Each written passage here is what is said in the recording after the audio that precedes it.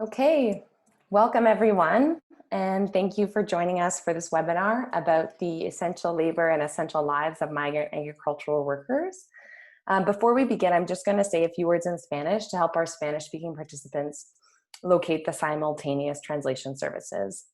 Quisiera mencionar que si prefieren escuchar el seminario en español, deben seleccionar el audio en español dando clic en el botón que dice traducción o interpretación en su pantalla de Zoom.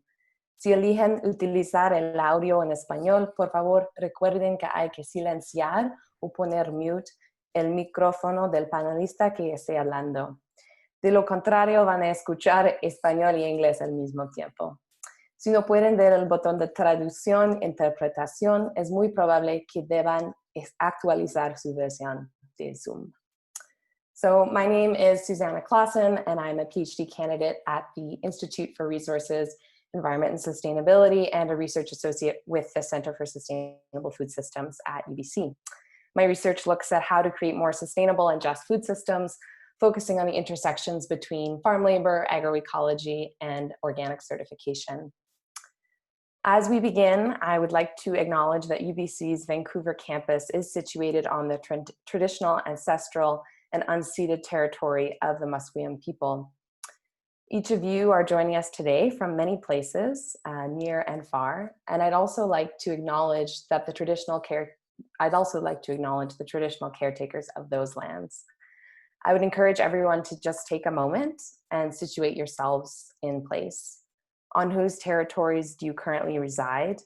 How are you accountable to the people of those lands? If you don't know whose territories you're on, we'd encourage you to begin that learning journey by doing some research to find out. One way you can do this is by going to nativeland.ca. I'd also like to invite you to think about the links between historical and ongoing colonization and our conversation today about agricultural labor and racialized migrant farm workers. Today is the fifth installment in our webinar series, Building Resilient Food Systems During COVID-19 and Beyond. This series is brought to you by the Center for Sustainable Food Systems and, the Center for Sustainable Food Systems and the BC Food Web and the Faculty of Land and Food Systems. The Center for Sustainable Food Systems at UBC Farm is a teaching and research center, as well as a local to global food hub working towards a more sustainable, food secure future. Our mission is to innovate from field to fork to achieve resilient, thriving, and socially just food systems for all. BC Food Web is a web portal project which aims to increase access and connection to current research and other resource materials, and to encourage innovation between farmers and researchers for future project collaborations. The Faculty of Land and Food Systems is a world leader in integrated research, education, and service. The faculty aims to address critical global issues around human health and a sustainable food supply. Today's webinar topic is Essential Labor, Essential Lives, Migrant Agricultural Workers, and COVID-19. Today we are very fortunate to have Alejandra and Noé, members of Fuerzas Emigrante, Dr. Sook Lee, and Dr. Alanis Weiler, who will explore the conditions facing migrant farm workers during COVID-19 and the transformations required to ensure their health, safety, and dignity into the future. After each panelist gives a brief presentation, we will then move on to the question and answer portion of the webinar. If you have questions for the panelists, please navigate to the Q&A tab at the bottom of your Zoom control panel and share them with us there. Also, feel free to upvote others' questions by clicking on the thumbs up symbol. If you would like the opportunity to chat with other attendees, please feel free to open the UBC Farms Facebook page where we are streaming on Facebook Live, and you can use the comment function there to chat. Lastly, we would also like to just acknowledge that these unprecedented times mean we all have new working conditions. So please just bear with us and our speakers if there are any unexpected distractions or interruptions. So first up, we have Alanis Weiler. Alanis is an assistant professor of sociology at the University of Victoria.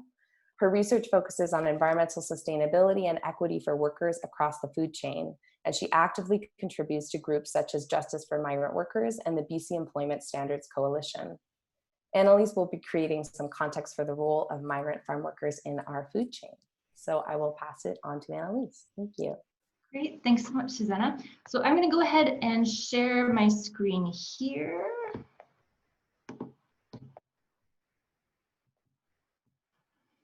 All right, and Susanna, could I get a thumbs up from you if things look all good and if you can hear me okay? Okay, wonderful. So I'm going to jump right in and get us a little bit established on the same page in terms of how Canada's migrant farm worker programs work, just some of the nuts and bolts, and the next panelist will give a little bit more richness and detail to some of the bare bones that I'm going to put us through.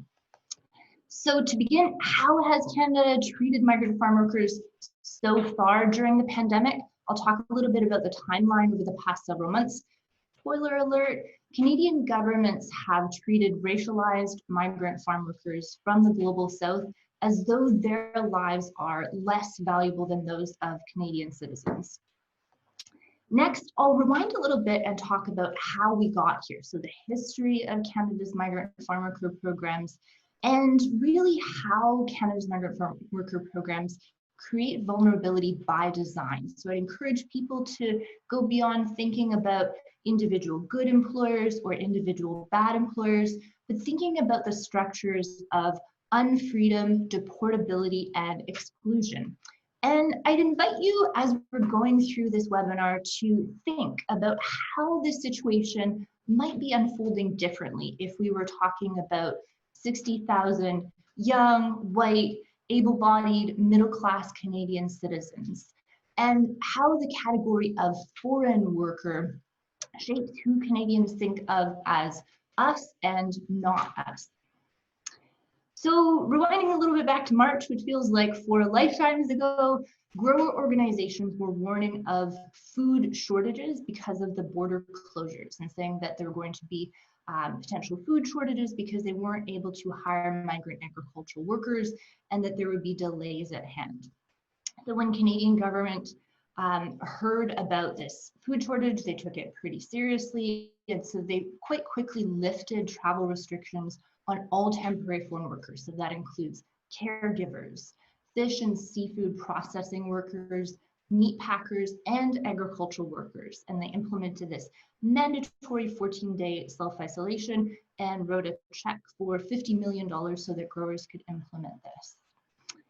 Meanwhile, activists and researchers were really raising alarm bells at the lack of a coordinated plan to enforce mandatory guidelines that would ensure that workers themselves would be safe. And they warned about outbreaks, particularly in employer-provided migrant worker housing.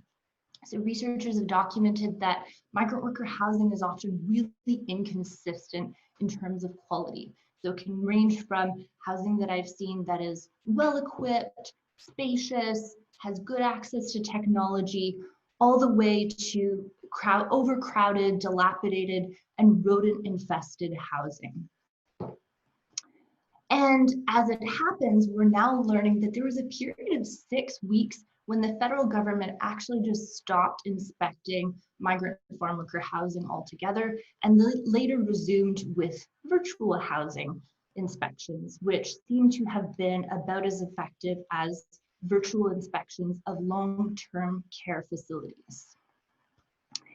And when we're looking at June, so we can see here that the pitting of farm workers against national food security gained new heights of absurdity when an Ontario grower was lamenting the loss of an asparagus crop while 7 of his employees were laying in hospital beds. One of those employees later died, and this was a farm that had multiple histories of complaints. And here we are now in July. So in Ontario, over 1,000 migrant farm workers have been infected with COVID-19, and the government has told workers who are testing positive but asymptomatic to continue working. There have been continued reports of cramped, substandard housing and inadequate food during quarantine. And so in fact, in Windsor, Essex, a major area of outbreak, the Canadian Red Cross has stepped in. So how did we get here? Back in 1966, Canada established a pilot program for the seasonal agricultural worker program with Jamaica. So there are 264 workers who came at that time. Since that time, the program has expanded. There are now multiple streams above and beyond the seasonal agricultural worker program, and some 54,000 workers in 2018. The workers are coming from all across the globe. And employers have the capacity to select workers based on their country of origin as well as their gender. And so this is really a challenge in terms of thinking about over the past century, many of the core aspects of the program have stayed the same. Workers must stay separated from their families for prolonged periods, and they generally don't have access to permanent residency. The majority are men. And so as a result, the pandemic has really exacerbated issues that are already well documented by researchers, such as isolation from local supports, employers' ability to enforce coercive surveillance and control that extends deep into workers' personal lives. And this has largely been done under the banner of safeguarding public food security for Canadians. But this is also about safeguarding private agri-food capital accumulation. So 65% of migrant farm workers in Canada are employed on farms that generate over $2 million in revenue. Many are working on farms where there are not food crops being produced at all. It's production of tobacco, cannabis, ornamental flowers, and Christmas trees. So food security is ultimately only one part of the picture. And food security cannot be achieved on the backs of people who have been made unfree and deportable. So a little bit about how agricultural streams of the temporary foreign worker program create vulnerability. I want to focus on unfreedom, deportability, and exclusions. So workers do not get to freely choose where they work, for whom, or the length of their contract. If they encounter a bad employment or housing situation, as in this housing depicted in Kelowna, changing employers is often extremely difficult or unfeasible. If a worker fails to meet employers' expectations, or if they sustain an illness or injury on the job, they know they can be repatriated. So these two workers were based in West Kelowna during the pandemic, Erica and Jesus. And after they had undergone the 14-day isolation, so they were not positive for COVID-19, they'd undergone the isolation, they had two local friends who visited and brought some clothing and culturally appropriate food. But as a result of the employer saying you violated the no visitor policy, both Erica and Jesus were repatriated. And so in Erica's words, she said, many employers believe that by giving us work, we belong to them and they can do with us what they want. And finally, looking at the exclusions agricultural workers face. Farm workers are excluded from many of the basic provincial protections that govern other workers, such as minimum wage, in some provinces, the ability to join a union. And they also lack practical access to many of the rights that they have in theory. So access to healthcare, workplace safety insurance, the ability to have supports in the events of sexual assault. And some of the changes workers and advocates have really put forward are permanent residency on arrival, proactive enforcement in housing and workplace safety conditions with workers' involvement, and full inclusion in the labor standards that govern other workers. So I'll leave it at there, but I look forward to your questions. Wonderful. Thank you so much, Annalise, for that presentation. Really demonstrating the ways that the program is designed to make workers vulnerable. So next up, it's my pleasure to introduce Noé and Alejandra from Fuerza Migrante. Noé Barrientos is a temporary foreign worker from Mexico. He worked as a migrant farm worker in the seasonal agricultural workers program for 4 seasons.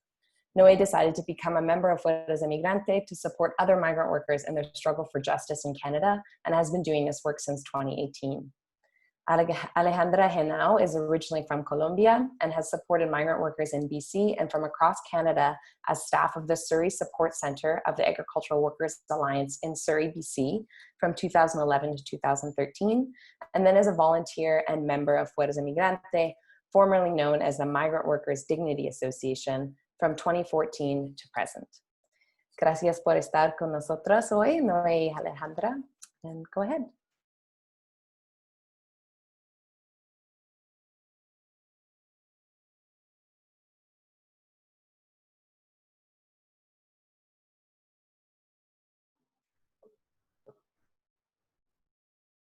Noé, tú empiezas.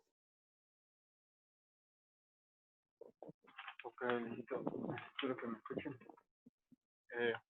Bueno, algo que tengo que compartir es que al ver muchos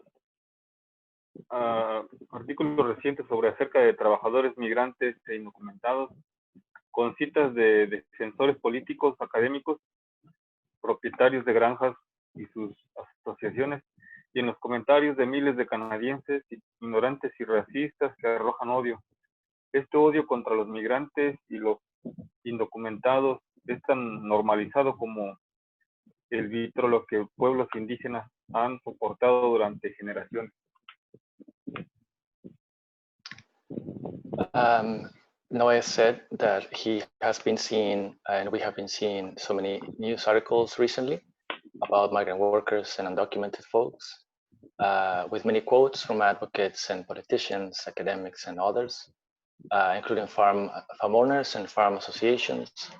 And the comments to these articles are full of racist hate and ignorance from Canadians, a similar hate that is spewed against migrants and undocumented folks, as that vitriol that indigenous folks have had to endure for generations. ¿No? Y busco culpar a estas personas racializadas por su opresión, al tiempo que excusa a la sociedad canadiense por causarla y perpetuarla. Y la solución es que a menudo vemos citados los artículos increíblemente específica, como pagarles lo que se les debe o demasiado general. Todos deberían tener los mismos derechos que todos los demás, que deberían ser igual. And this hate that we see seeks to blame folks for their own oppression, while excusing Canadian society from causing it and perpetuating it. Also, the solutions that we hear all the time, quoted in articles, can be incredibly specific, like pay the worker what he's owed, or way too general, like workers should have the same rights as everyone else.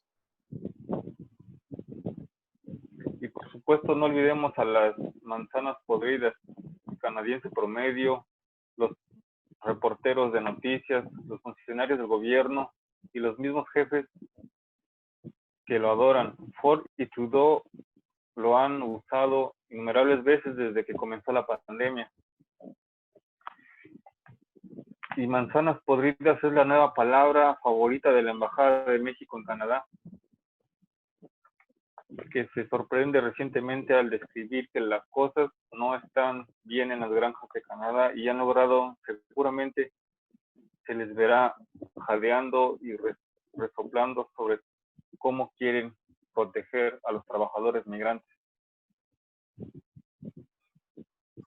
And of course, we can't forget about the quote-unquote bad apples, the average Canadian, news reporters, government officials, even Justin Trudeau, the Prime Minister, and Doug Ford, the Premier of Ontario, have used it many times since the pandemic started. And bad apples is now the new favorite word of the Canadian or the Mexican embassy in Canada, who was apparently very surprised recently to find out that things are not okay at the farms. And of course, they will have also been making sure that they can be seen publicly, huffing and puffing about how they want to protect migrant workers. Pero la Red Consular de México en Canadá ha sido durante casi 50 años una fuerza líder en la operación de trabajadores agrícolas, creando un ambiente de miedo, de castigo absoluto para los trabajadores, de impunidad casi total para los empleadores, y ha trabajado en complicidad con los funcionarios del gobierno canadiense y agencias como ESDC, Immigration, World Trade BC, etcétera, que no hacen nada o hacen lo menos que pueden hasta que los trabajadores son presionados u obligados a regresar a sus hogares, o a menudo aún enfermos, heridos y sin solución a sus problemas. But let's remember that Mexico's consulate network in Canada has been, for almost 50 years, one of the leading forces in the oppression of farm workers. They have created an environment of almost absolute fear and punishment for the workers, and of also almost complete impunity for employers. They have also worked in complicity with Canadian government officials and agencies like ESTC, Immigration, WorkSafe, and others. And these institutions, these Canadian institutions, do nothing or do the least they can until the workers are pressured to or forced to go back home, often still sick, injured, or having no solution for their problems. Y en nuestras visitas y conversaciones con los trabajadores migrantes en todo el país, escuchamos, nadie nos visita, ustedes fueron los primeros que vinieron a hablar con nosotros este año. Alguien vino, pero hablaron con nosotros, no hablaron con nosotros, sino con el jefe, y no sabemos quiénes eran ni qué dicen. And in our visits and conversations with farm workers across BC, we continue to hear the same thing. Nobody has ever come visit us. You're the first ones who have come this year. Or yeah, somebody came, but we don't know who they are. They only spoke to the boss, and we don't know what they said. So, you know.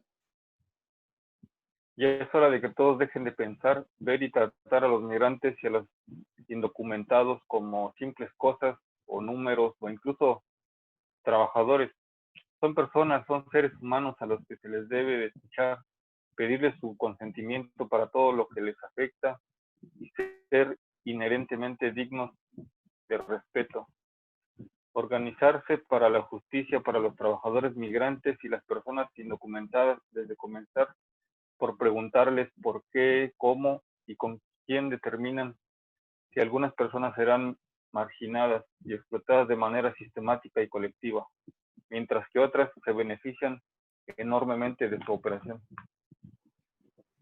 It's about time that everyone stops thinking, seeing, and treating migrant workers and undocumented folks as things, as numbers, and even as workers.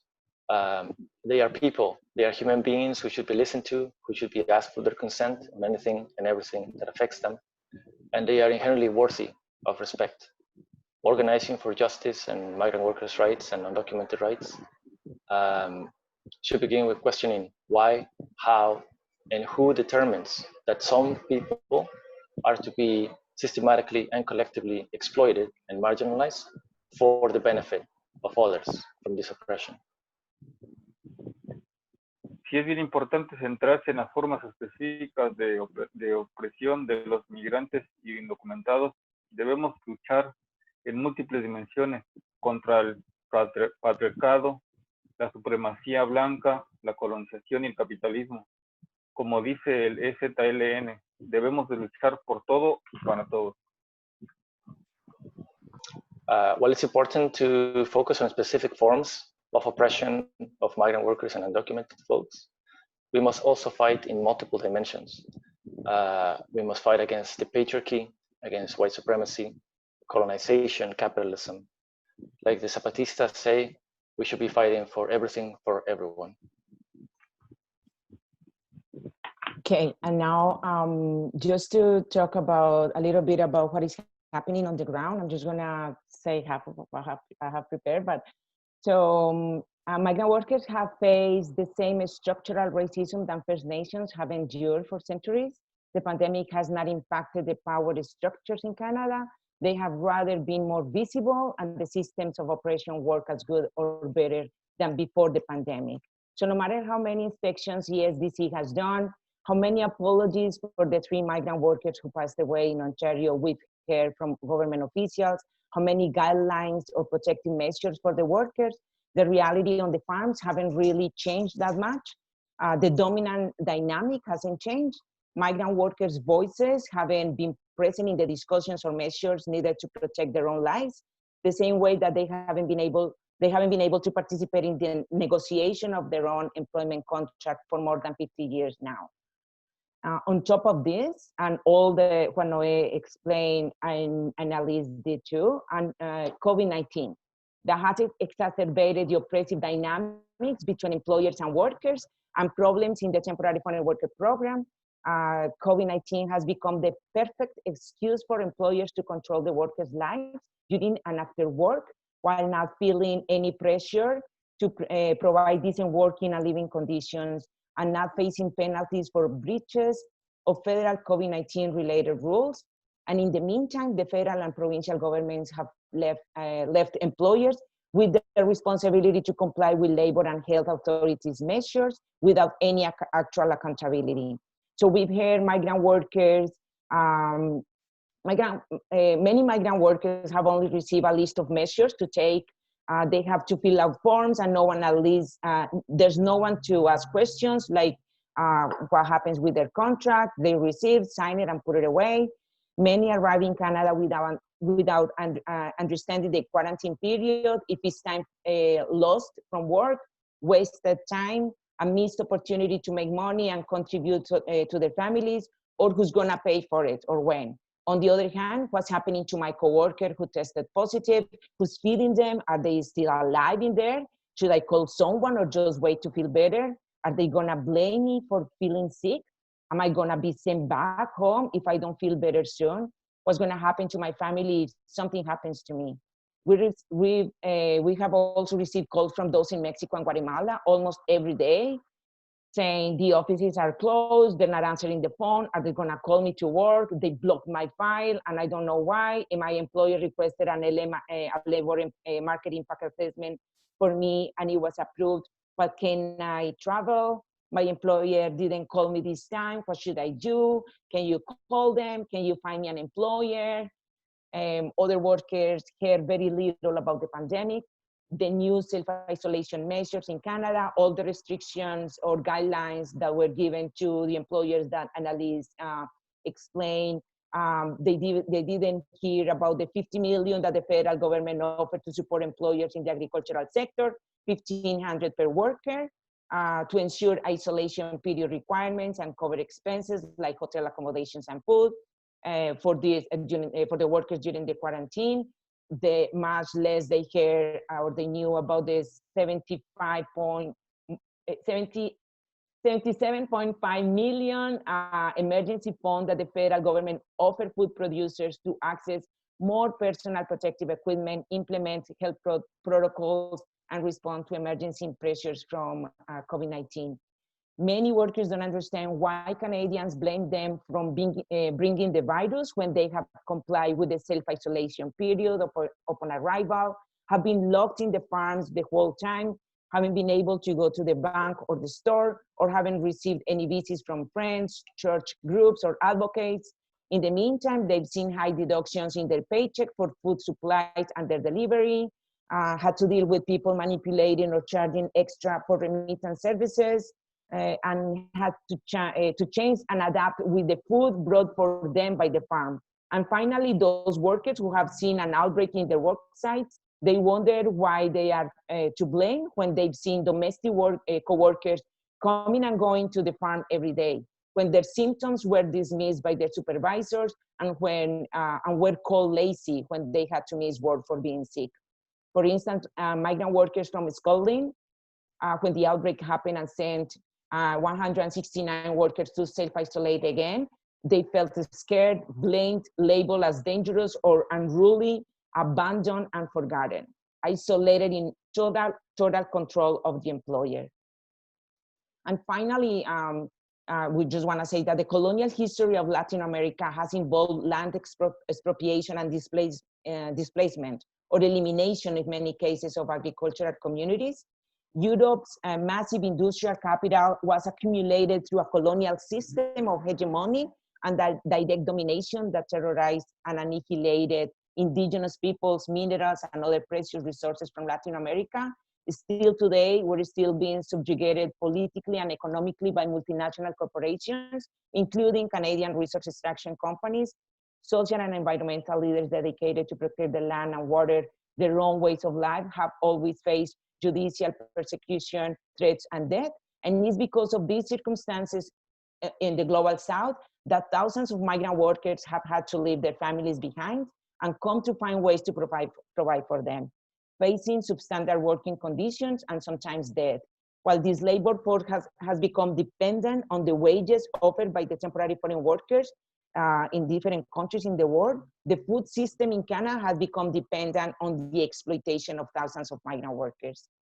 Organizing initiatives, as Noé says, needs to be rooted in questions of who benefits from these temporary foreign workers, from the controlled migration that avoids these workers to become permanent residents, from the systematic exploitative characteristics of these programs, from the system of operations that produce and reproduce the labor practices and migration rules that avoid these workers to come with their families, from excluding these workers of a treatment as equals with respect and dignity, and from rejecting these workers their humanity to speak up and determine their lives as workers in Canada. Thank you. Thank you so much for sharing all of that. I just want to acknowledge that a lot of what was just shared and what Annalise was alluding to as well is really a matter of life and death for real people. And I just want to thank you so much for all your work on the ground. And it obviously has informed the really incredible, astute analysis that you just presented to us of the intersecting structures of white supremacy, colonialism, and patriarchy, and how they directly impact the lives of migrant workers. So thank you so much. Finally, I'm thrilled to introduce Min Sook Lee. Min Sook has directed numerous critically acclaimed feature documentaries. Lee's most recent feature, Migrant Dreams, tells the undertold story of migrant workers struggling against Canada's temporary foreign worker program that treats foreign workers as modern-day indentured laborers. Lee is an associate professor at OCAD University, where her area of research and practice focuses on the critical intersections of art and social change in labor, border politics, migration, and social justice movements. So we're very glad to have you here, Min Sook, to be the last presenter. And please go ahead. Thank you. Thank you for inviting me. I want to thank Noé. Thank you to Fuerza. Thank you to Alexandra for setting the context of the program and setting the context of what workers' experiences are like in the program. But also, particularly Noé and other migrant workers who speak out, thank you so much for the courage to do so, to speak out and to resist in a program that is designed to shut you down, that is designed to silence you, and that is designed to dehumanize migrant farm workers, migrant workers, and people who are in Canada who don't have status. And it's a single piece of paper that is dividing migrant workers, migrant farm workers, temporary foreign workers, and people who are without documentation, the set of rights that they have, and then the rights that people who have Canadian citizenship can enjoy. And that single piece of paper creates a labor apartheid in Canada. I often think about Canada's migrant worker program as unfree labor on stolen land. It is very much part of an ongoing colonial project that has been uninterrupted since the 1800s, when Chinese workers were brought into Canada under the program then, that was the temporary foreign worker program then, to build railroads. So this is an ongoing project in Canada. It's not a new story, and it really does reveal the ugly face of Canada to Canadians, which is why it's been so challenging until now. I think recently, because of the pandemic, because of the extreme gross abuse and violations of human rights and labor rights, in the context of a pandemic, Canadians and Canadian mainstream media and politicians are finally paying attention to the reality of what migrant farm workers, what temporary foreign workers, and also workers who are undocumented face in Canada. I think for the first time in my entire life, I heard the Prime Minister of Canada speak about migrant worker rights and speak about a kind of justice that they hope to achieve in one sentence. I've never seen that before. I never heard that before. And you know, if someone had asked me, how do you think migrant workers would be treated in Canada during a pandemic? I would have said that what we are witnessing, what we are seeing is exactly consistent with how migrant workers are treated in Canada before the pandemic. We have to understand that this program is designed for maximum profit, maximum control of workers' bodies, rights, and freedoms. The fundamental feature of the program is that workers are tied to one employer. They are indentured. The program is designed to silence workers. So when we hear about the egregious abuse, the violence that workers face in the work site, that is not an accident. That is exactly how the program is meant to work. Any abuse you hear about, any of the kinds of stories that Canadians are now reading in the news, oftentimes these stories were hidden, and these stories were silenced also in mainstream media. And migrant workers have been resisting in decades now. And it's workers who have participated in my documents, but who have also spoken out in community organizations, who organize work stoppages on farms and in greenhouses, who have insisted on their humanity in the face of an inhumane system. And that, I think, is what we need to recognize, what is very important in changing the status quo. We need to start normalizing status for migrant workers, status for temporary foreign workers, status for workers, because these workers are workers who are fundamental to what Canada requires to function in terms of its food economies, but also migrant worker rights are fundamental to the values that Canada espouses to hold dear. And I think that it's really important that people start understanding that this is a program that is a federal program, but has been largely ignored by the federal government. It's largely employer driven. So employers have an incentive, and that's embedded into the program, to treat workers as though they are just work units. Workers have died on farms. Sheldon McKenzie died in 2017 while I was making Migrant Dreams. He was a Jamaican farm worker. There was an accident, he was in the hospital, and the consulate worker came and tried to send him back to Jamaica so that the expenses, the claims for the medical services would not be a burden on the Canadian medical system, and that they wouldn't have that in their records and in the rolls. So Noe, you're absolutely right, and I agree with you, and I have seen it, how consulate officials play a role in ensuring that workers are told, be grateful for being in the program. At one point, and I've heard this with Canadian employers saying to migrant farm workers, you should be grateful to be in the program. This is a form of development aid. The ways in which the kind of perverse logic in which the program is justified has really got to be exposed. But I have to say, you know, in terms of how the federal government has handled or responded to the pandemic with regards to migrant workers' rights, the kind of hypocrisy and incompetence is extraordinary and unbelievable, and it's infuriating.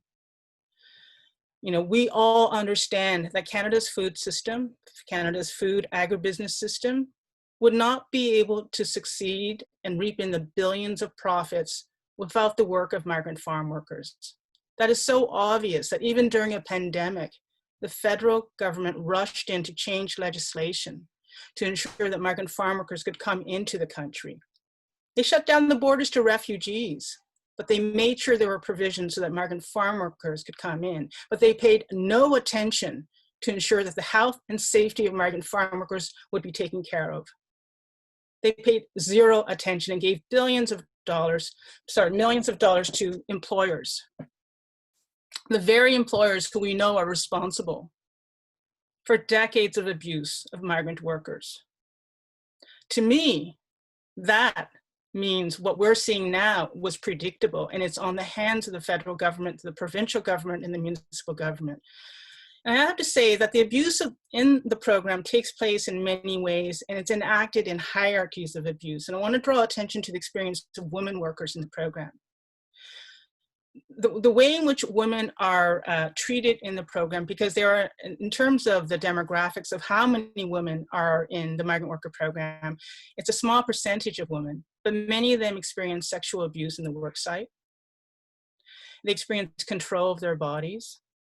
If a woman is pregnant, they're sent back home. And the women who are selected to work in Canada as part of the program are selected at home because they're single mothers, because they don't have partners. The sexism is baked into this program. I remember shooting in Leamington in 2015, and there was a woman who was incredibly brave and courageous, and she was a fierce, fierce fighter. She'd been working in a fish plant, and the employer was sexually harassing many, many of the women workers. And she was one who refused to be silent about it. She took the employer to the criminal courts, and he got off with a slap on the wrist. She took him to the Human Rights Commission and won one of the largest settlements in Ontario history, actually in Canadian history. The kind of program is largely unspoken about. And I think that when we're looking at the ways in which abuse happens, there are interlocking circumstances. Oftentimes workers will be pitted against each other as well. And what I mean by that is in Leamington, in the greenhouses that I've seen and filmed in, it's really unusual to see workers all from one country in one greenhouse. What you will see is workers who are from Honduras, from Colombia, workers who are from Indonesia, workers from Jamaica, so that the employer will specifically, strategically ensure that the workforce is divided with workers from many different areas in the world, and then they are set to compete against each other, and workers are then oftentimes told, that workforce is working harder and faster, and they're better workers than you are. The kind of cruel intentionality of increasing the kind of racialism and competitiveness is part of the design of the program as well.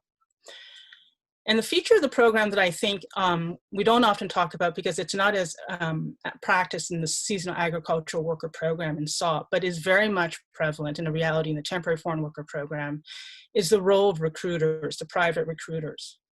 I often think of Canada's temporary foreign worker program as a kind of a criminal pyramid scheme. And the reason I call it a pyramid scheme is that it's layered and it's stacked and everyone's taking their cut. And it's all built upon one person being able to exploit another person. So the federal government set up the program. Employers make their profit. They hire private recruiters to find the workers to work in the farms. Recruiters charge workers. They charge them fees to actually work in Canada's temporary foreign worker program. Many workers come indebted to private recruiters because they can't afford these fees. And fees can be as high as $14,000 to work in Canada's temporary foreign worker program, working in a fruit or vegetable farm. Private recruiters are not licensed. They're not monitored in Ontario and most of Canada. And they are taking a cut from workers. It very much looks like a human trafficking scheme where a worker will arrive in the airport, the private recruiter will pick up workers, drive them to a home that's rented where there could be 20 to 30 workers in a 3-bedroom house, and then drive the worker to the farm to work the next day. And all of their movements are monitored and controlled from then on in Canada. So the role of private recruiters is something that many Canadians are unaware of and need to understand, that there is a pecking order of exploitation that is happening in Canada's migrant worker program, and everybody is taking their cut and feasting on the labors of migrant workers. And then finally, I just want to say that Canada's migrant worker program functions very much like an exclusion act. We used to have the Chinese Exclusion Act, which was set to ensure that Chinese workers and Chinese people did not come into Canada, which was set to ensure a racial purity, the white supremacy of Canada. We don't have that anymore. But fundamentally, you have to ask yourself, why is there a migrant farm worker program that's a temporary farm worker program? Why are workers manufactured as temporary when it's clear their work is essential, the labor is required year-round, when it's clear that workers in the farm worker program And in many of the other sectors that the Temporary Foreign Worker Program brings workers in are essential to Canada's economy. The Temporary Foreign Worker Program is engineered to ensure that workers from the Global South do not secure status. It functions as a kind of immigration barrier to control immigration to Canada. And the relationship between the Temporary Foreign Worker Program and Canada's immigration pathways is something that needs to be understood, because it functions fundamentally to shut out workers of color from the Global South. And that needs to be exposed. Finally, I just want to say that worker resistance has been ongoing. There has been innumerable stories of workers who are being abused, who are living in substandard housing, who are being treated as second-class human beings. Nevertheless, despite all of that, workers continue to fight back, to speak out, and insist not just on their humanity, but on their human rights and their labor rights. And finally did something. Status on arrival is what we must be popularizing, what we must be normalizing, and what we must insist with Canadian politicians.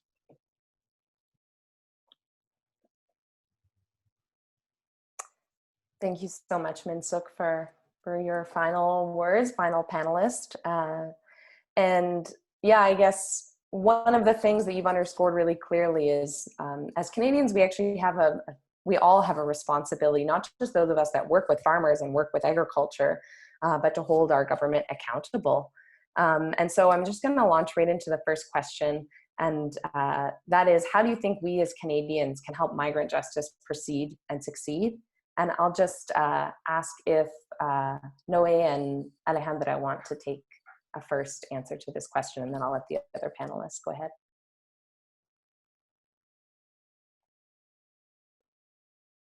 ¿No quieres responder algo?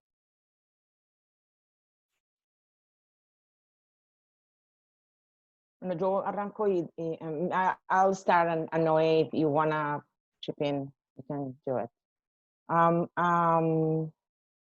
I would say that it was very clear to me, or to us, when the situation in Scalding happened and the workers were so frustrated of being in isolation again, receiving all the racist comments that it was their fault, and so on.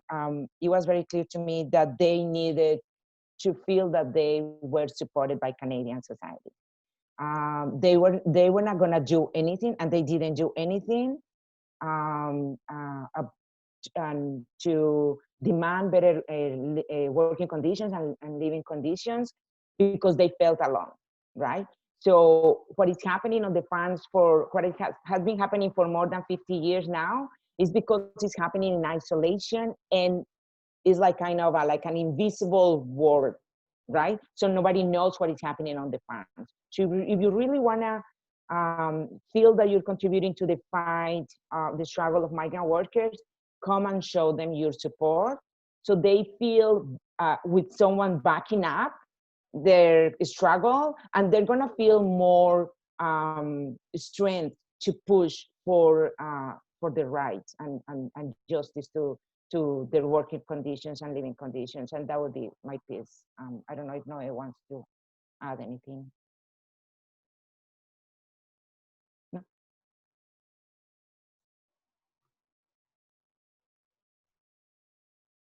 No, he doesn't. Okay. I can't see him, sorry. Sí, Oh, sí. Oh. lo que yo quiero decir es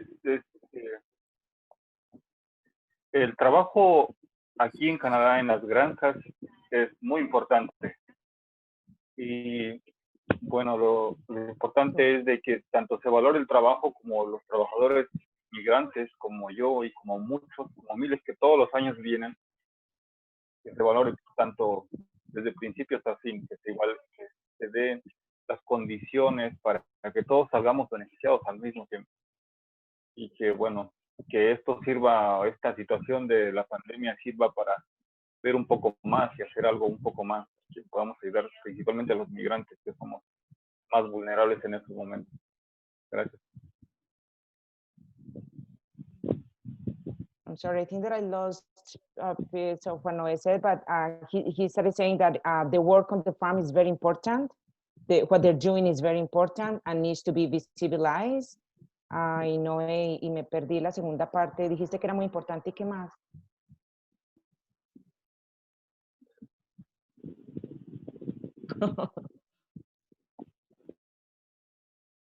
Bueno. And needs to be like receive the value and from the Canadian society, because I think that they feel stigmatized and away and isolated from the Canadian society, and they need to feel part of the society. Need to be that they need to be to see that they're valued by the Canadian society. And I'm sorry that if I missed any other. Thank you. Sook or Annalise, would you like to jump into that question? How do you think we as Canadians can help migrant justice proceed and succeed? Sure, I can jump in on that.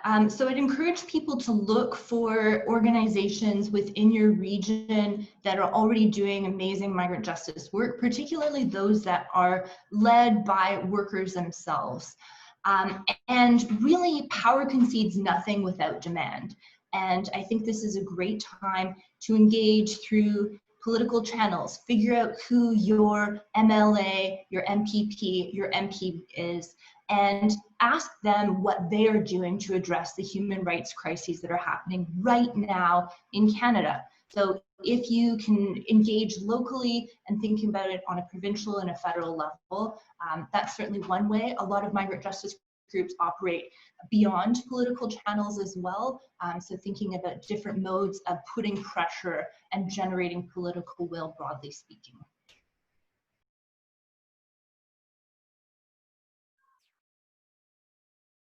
I think that we need to break the silence, and we need to break this idea that denying essential workers who are fundamentally subsidizing our food economies, our agribusiness economies and industries, that denying them labor and human rights is acceptable.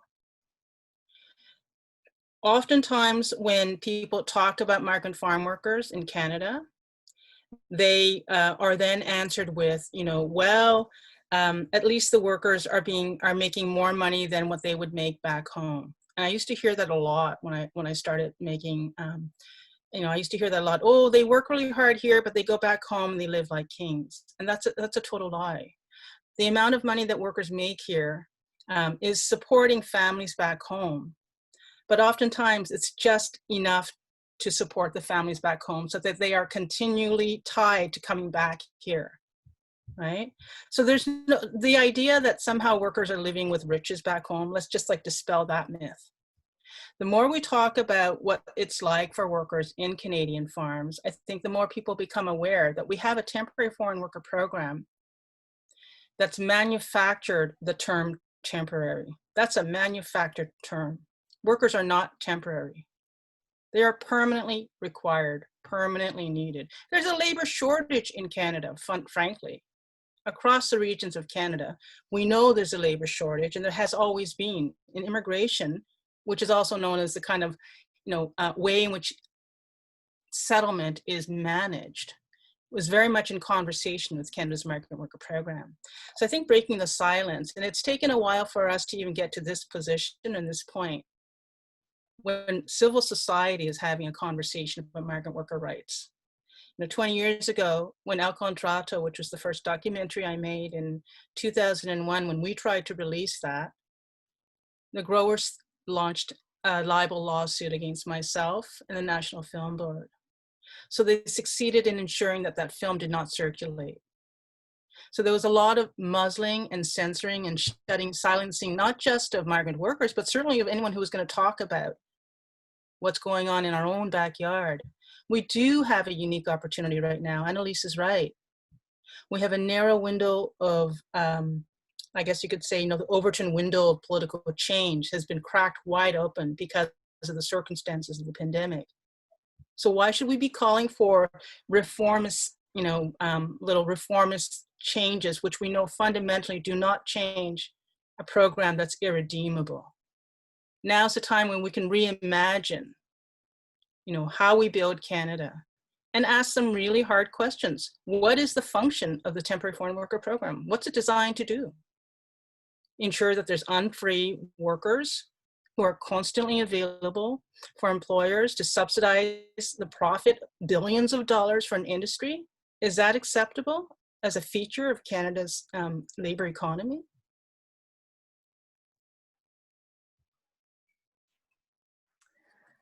Thank you so much. So unfortunately, we are pretty much out of time. So I'm going to wrap us up now. I'm sorry we only got to one question, but all of your answers were super rich and your presentations were also full of detail and really good analysis. So I know there are a lot of unanswered questions in the chat. We will try to answer these after today's webinar, and we will be sending more information about where to find this follow-up conversation in an email after the webinar. So we're committed to continuing this conversation. I'd really like to express my gratitude to the presenters, Noé Barrientos, Alejandra Henao, Annalise Weiler, and Sook Lee, for sharing their experience and knowledge about this topic in what is really a very critical moment for migrant workers globally. And so really paying attention to some of these ideas of how you can support migrant workers and justice in your own communities it's very timely. Behind the scenes, we would also like to thank Jessica Lattis, Kate Hodgson, Michael Saloom, and Marie Norton. And we also wanted to mention that if this conversation has inspired you to learn more, we would really encourage you to check out any of the organizations listed on this slide, and there are more. They're all doing really critical work to advance justice for migrant communities. So yeah, please don't stop your learning journey here. And join us in 2 weeks for our sixth webinar, Eating Close to Home, Fostering Local Food Production During COVID-19, which is in 2 weeks on Thursday, August 6th at 3 p.m. Pacific. And finally, let us know what you thought about the webinar. You'll be directed to a short survey about this session after the webinar, and we really appreciate your feedback. And feel free to visit us at ubcfarm.ubc.ca. So thank you again for joining us, and we look forward to continuing this important discussion, and thank you to the panelists. Bye.